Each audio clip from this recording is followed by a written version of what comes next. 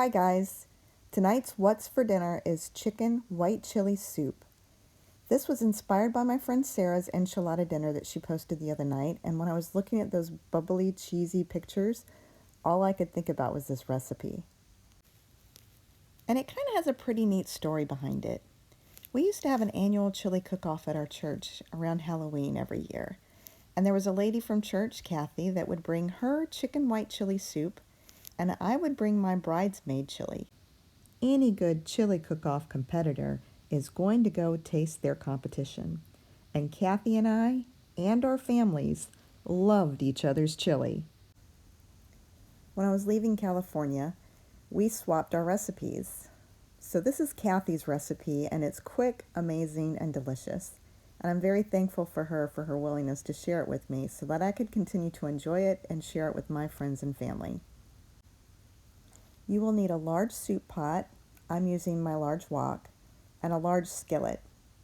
We're going to start out with 1 pound of chicken and 2 cups of sweet yellow onion.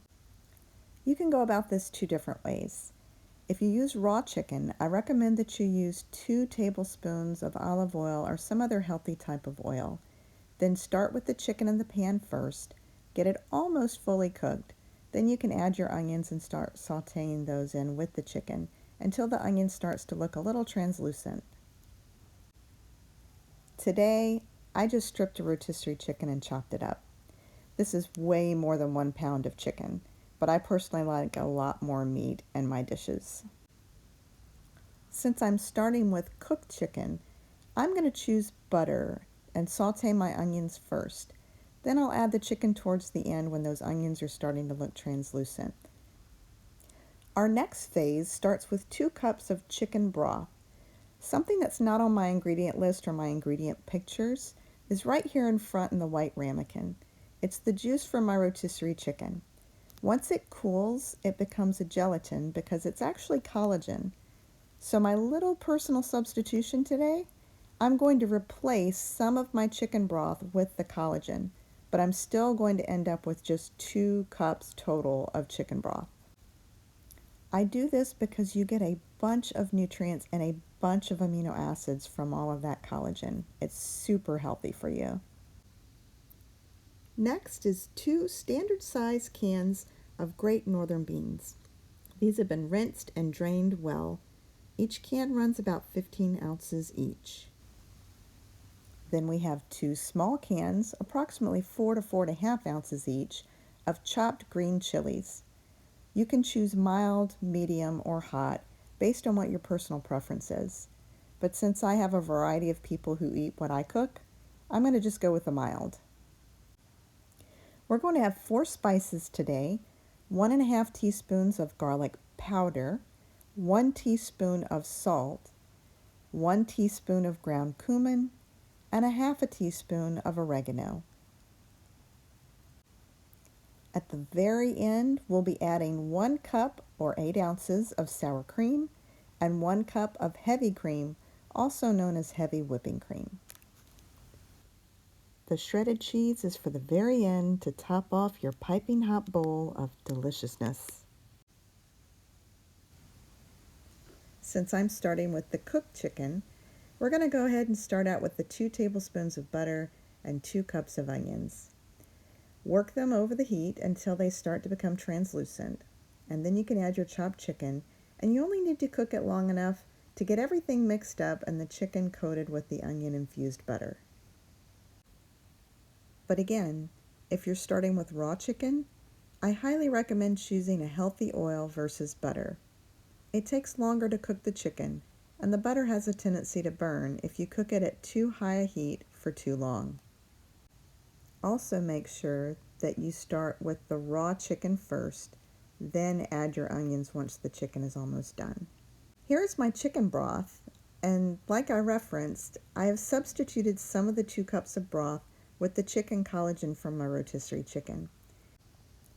I've given it a stir, and you can already tell by the color how much more richer my broth is. This is going to give you so much more flavor, plus all of the additional added nutrients. I've set my chicken and onion mixture to the side, and we're going to start with our soup pot, or in my case, my wok. I'm going to add my 2 cans of rinsed and drained Great Northern beans first. Then I'm adding my 2 cups of chicken broth. There's that gelatin right there at the very end. That's fine, it's going to liquefy when it gets heated up. Next are seasonings. 1½ teaspoon garlic powder, 1 teaspoon salt, 1 teaspoon ground cumin, and ½ teaspoon oregano. Now we've got our 2 cans of green chilies. And we're going to just give that a stir to get it all mixed up. And we're going to turn the heat to high so we can bring it to a boil. Once it begins to boil, we'll mix in our chicken and onions, reduce the heat to medium-low, and simmer for 30 minutes. Here's what it looks like after that 30-minute simmer.